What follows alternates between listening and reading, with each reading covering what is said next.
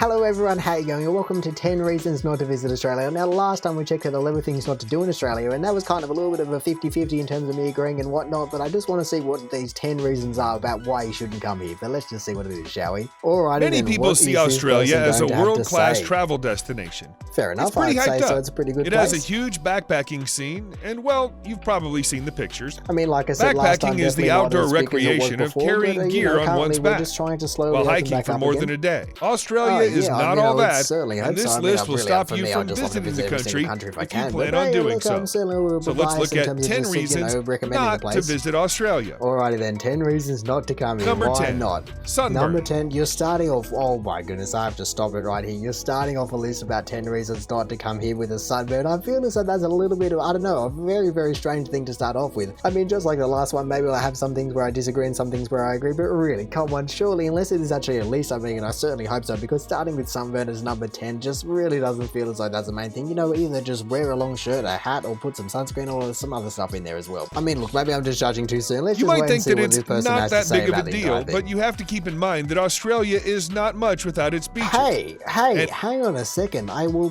continually pause this because that is just completely wrong. I mean, yeah, it's a cool thing, but come on, it's not much. That's a little bit rough, I'd say. But hey, I guess, like I said, I certainly shouldn't be judging too quickly. It's not a fairy tale that the sun is really fierce down under. This thing is not just hot, it'll burn your skin in a heartbeat. I mean, yeah, if you do visit, seriously, don't forget sunscreen. You'll suffer later. Plus, it's also pretty dangerous as there's little protection from the ozone layer in this part of the world. The lifeguards will always supply you with some Sunblock 50. Before we move on.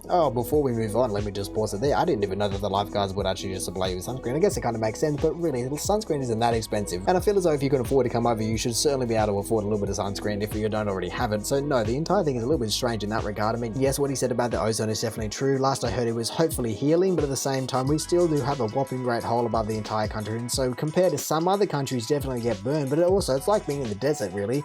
If you were going to be just out in the sun for an extended period of time, you should definitely just be trying to wear some kind of sun protection, whether that be, like I said, either a hat or sunscreen or long pants, long sleeves, whatever it may be. Like, there's a whole slip, slop, slap, swap, slip, whatever the entire thing is now. They just extended it too much, but either way, there were plenty of different ways that you can avoid that. And if that's at the top of the list in terms of number 10, you know, the absolute peak, then I certainly don't have much hope for this list. But hey, like I said, let's not judge too quickly. Number 9. Alrighty then. No real culture. Oh, what the hell? Of course there is some culture. What the hell are you talking about? I know, no, my man. I mean, I can only assume in saying something as heinous as that they're going to be talking about since British colonization, but even since then, you know, we have so many different parts of the world just coming over here. We have a massive Italian population, I think it's the second biggest Greek population outside of Greece, and then really just so much of different parts of Asia and the US. There really is a very diverse range of people here, and also it's just completely discounting or not including the oldest culture in the world being the Aboriginal people. And so I guess once again I should just wait and see what they say. But first of all, like, that's first thing sunburn, second thing this. I'm not liking this so far. You might not find anything there as the country is tasteless. Hang on a second, like there really isn't too much, to be honest. Run this back in general, there's not much words come out of his mouth again. You might not find anything there as the country is tasteless.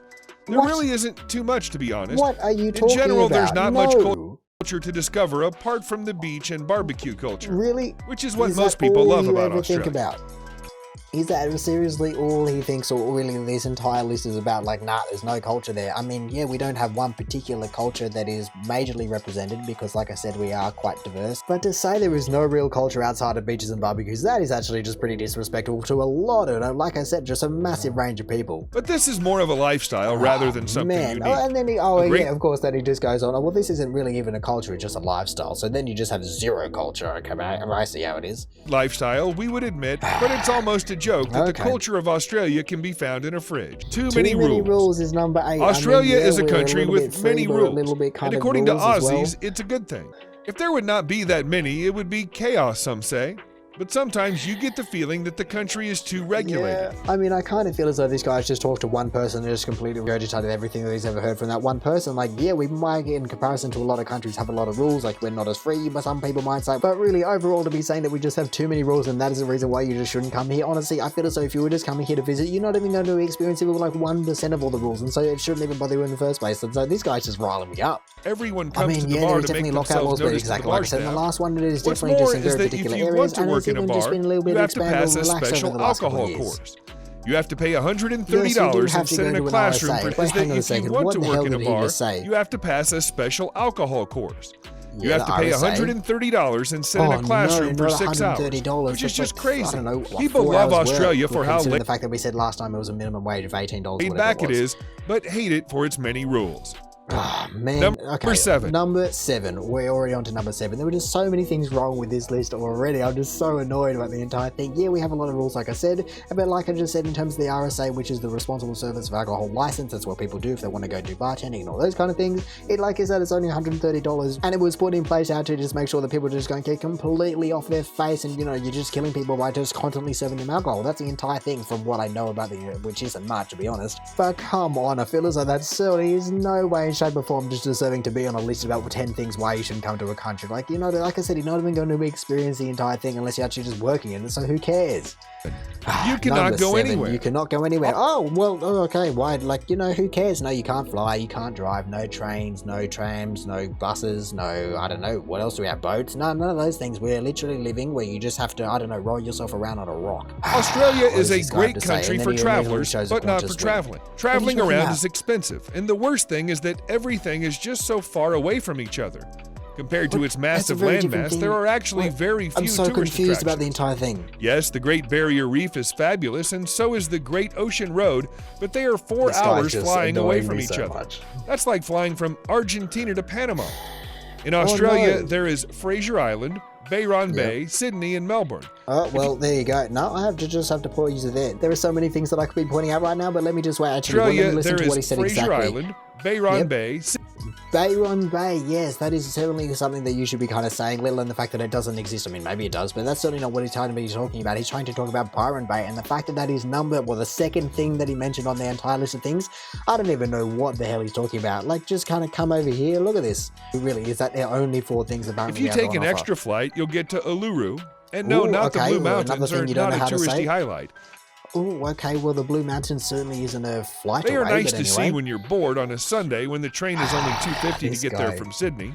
Oh, we don't no, want to sound otherwise too it's gonna be harsh, like and we know these endless empty roads are reasons to love Australia for other people, This guy just has not for us. no idea what he's talking about. Honestly, he's Number like he's just 6, reading his script slow- from a person that has never been here, or he's just really angry with the country. But okay, number 6, let's move on to it. Slow internet, I can already see to it. I mean, look, I certainly now want to know when this was made. 2020, to be honest, with a lot of people moving to NBN, which is a kind of a massive overhaul of the entire network, it has gotten a lot better than it used to be. There is certainly still some problems. Some people have certainly got stuffed up around a lot, but to be honest, on the whole, it has definitely got better within the last 4 to 6 to 2 years, depending on where you live. And so, to be honest, I'm just curious about what he has to say about this entire thing. Welcome to a third world country, because because Australia's internet sucks big time. Your 4G connection is often not worth calling 4G, as it's almost as slow as 2G. The internet in Asia is faster and more reliable. Even in Sydney, there are some places where you don't get any signal. Sure. That's Really? probably I've because never the country is experienced just anything too like big. And let's not start with the Wi-Fi. Copy. Okay, before you go into Wi-Fi, yes, it's a matter of kind of just cost per capita. You can't just be putting 4G towers in the middle of nowhere when there's only, I don't know, 1 person per every 100 square kilometers. And so, yeah, it definitely makes sense. But I've never heard of anyone not having reception in Sydney or really any major city, especially with them now rolling out 5G towers everywhere. Like, I don't feel as though you could drive anywhere without seeing a 5G tower. And really, if you've got a 5G enabled phone, which over the next few years everyone's going to kind of eventually have, then really you're going to have no problem. So, yeah, I don't know what this guy's talking about. Obviously, this video was made last year, but, well, he just continues to annoy me. And the Wi-Fi, I already kind of covered that in the NBA. Shops with no Wi-Fi? Yes, these places still exist. Well, like, who the hell That's one of yes, the main reasons to not visit this country. So many people, but even really, if there is Wi-Fi really available, don't get too excited, as it's often not worth connecting. If you're going for a couple of days, a portable Wi-Fi device that connects you to the internet wherever you go would be helpful. It's cheap, reliable, fast, and unlimited data for a few devices. So this guy's just gone and completely contradicted himself. He's just gone, okay, if you're going to come here, you might want to get a kind of a portable Wi-Fi because you can't get in cafes. And then before that, he said, oh, well, the 4G sucks, the 3G sucks, the 2G sucks, everything sucks. And so that, well, like, which one is it, mate? Would you survive without the internet here? Oh, no, how would you do it? You might have to kind of just look around and want things to buy. You just cannot understand their English. First of all, Aussies don't really want to speak to you. If you get lost, they'll send you in the wrong direction, probably towards water or trees, which are... I mean, maybe if somebody's trying to pull a little bit of a prank on you, but other than that, I don't know a single person that would kind of act maliciously to be able to send someone just the wrong way. Like, who does that? That's so weird. Like you said, like, what, you don't want to see the ocean, or you're going to be sending them to the ocean? That just doesn't make any sense. What is this guy talking about? He's so infuriating. Probably towards water or trees, which are too dangerous, as we'll talk about later on. Wow, like, has this guy never seen a water or tree before? He must have some serious phobias if he's scared of water and trees. I don't know how you do anything in life. The people there are really ignorant, and probably the least friendly people in the world. This video must be a joke. There is no way. As even the video we watched last time said that we have a great, or I don't even know what the wording was, but we just have like a very deemed or very, I don't know, well, no, I'm so annoyed that I can't remember what he said. But it was just something along the lines of a very well-deserved reputation. So for this guy to just say the complete opposite, honestly, there is no way. I mean, they're kind of throwing in a couple of things that make sense as to why, like the internet, I can kind of understand why people might be kind of picking on that. I don't think it's that bad overall, not anymore, but at the same time to be saying this, that is just really quite insulting overall. If you approach one without being cautious, you're likely to get chased off while getting slapped around the face by one of their thongs. Oh yeah, absolutely. Wait, what the hell did he just say? Okay then, I feel as though now it's just certainly transitioned into a joke. I mean, maybe they're just kind of flipping it around, but this is just so weird and I'm so thrown off. I'm just getting angry and infuriated at this guy even more. There's another thing. Aussie slang. Another thing. You can't understand it, so you're just wasting your time trying to speak to an Aussie. Oh yeah, just wasting your time. Long story short, they speak English, which only aliens can understand. And well, Aboriginals are just as bad.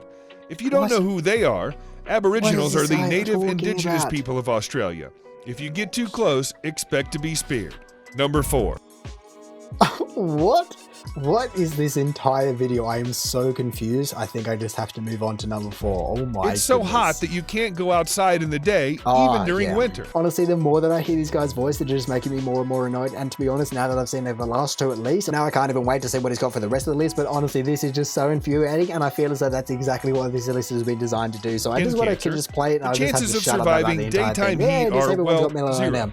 If you know anything about biology, you know that at a certain temperature, well, the sun in Australia is a catalyst for that. Absolutely. And will just speed up the process. I mean, like I said, with the ozone, it definitely makes sense. Melanoma is, I'm fairly sure, the highest killer in Australia out of everything, but those rates are definitely going to decline over the next couple of decades because people are now more aware, and there's so many different things in that. And so to be perfectly honest, the most annoying thing about this video now is just the fact that I can only imagine that a couple of people have watched this video and gone, oh my goodness, I had no idea, but I'm just never going to go there. It's just even scarier than I imagined. Sometimes in summer days, it gets so hot that even the sky appears to be on fire. Don't even think you'll manage to find snow here. Not even the mountains get snow. That means you have to cool off in the ocean or take cover beneath some trees. Now they're just going completely crazy. You can't even afford to buy beer. Number 3, you can't even afford beer. Okay then, honestly, I just want to skip through the entire thing. You can't even afford a beer. Wait, hang on a second, let me take it back for a second. What the hell did he just say? Whatever, it's all ridiculous. Plus, you can't handle the alcohol content of it anyway. You can't handle Australians have evolved super livers so that their bodies can handle the alcohol content. Honestly, they just take you on a even if you have at least that means I can certainly just change my mood from just completely confused and infuriated to just kind of just at least having a joke about the entire thing. But this is just so weird. I can't wait for number 1 and 2 anymore. What is he going to be saying? Everything is just there to where kill this you. one's going to be going. This one is of course. common knowledge. Like I said, okay, at least like you just said, it's kind of common knowledge. But like I've said before, you just have to make sure you don't just go kind of poking a brown snake, and you'll probably be fine. A redback, to kind of avoid those as well. 7 of the top 10 deadliest snakes in the world can be found in Australia. 7 of the top 10. There to go, at least. Between redbacks and huntsmen, there's a pretty good chance of one of them finding you and wrapping you up nicely in their web. Oh yeah, just like Aragorn, or what's the other one's name from Lord of the Rings? Oh god, I'm completely having my blank. But yeah, just these massive spiders that are about 7 tons. Yeah, they just roam the streets, and everyone just kind of, I don't know, just don't look at them with one of their 8 eyes. Think about going near the water, you're probably going to be eaten by a great white. Yeah, we just have megalodons just kind of circling around the entire country. It's that simple, you don't need any border control, you don't need anything really. We just have, that's our Navy, and that's our Air Force. We just have bats, and we have spiders, and we have sharks, and all those kind of things. We don't have any military besides animals. Out of going into the ocean and head for inland water, you're chancing an encounter with a crocodile.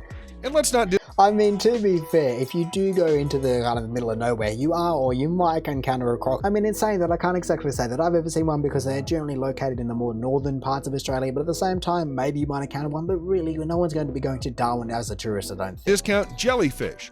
Box jellyfish are everywhere. They're so dangerous, there are actual warnings to keep you out of the water completely. They're sneaky and rarely seen, But that's because these survival rates. I mean, maybe if you don't open your eyes, they literally seem everywhere if you open your eyes. But hey, I mean, like I said, at least this just confirms the fact that this person who either wrote it or narrates it or both, whatever it may be, has never been of people that encounter them is so ridiculously low. This low. guy is just so annoying at the same time as well. Like, gravity works. Well, oh my goodness, I was about to say, at least I can understand that as a joke. And if you've never seen anything like this, at least we can certainly understand that. Well, it's not a joke anymore, is it? It's number one. Backward in Australia. Gravity the thing is, because Australia is on the bottom side of the world, of course, gravity like works in the opposite direction. Yep. That means that the only way to avoid floating off to a sunburn is to get yourself anchored to the ground. The winds there are just so fast that Aussies have put it to good use. Wind energy is one of their main sources of electricity generation.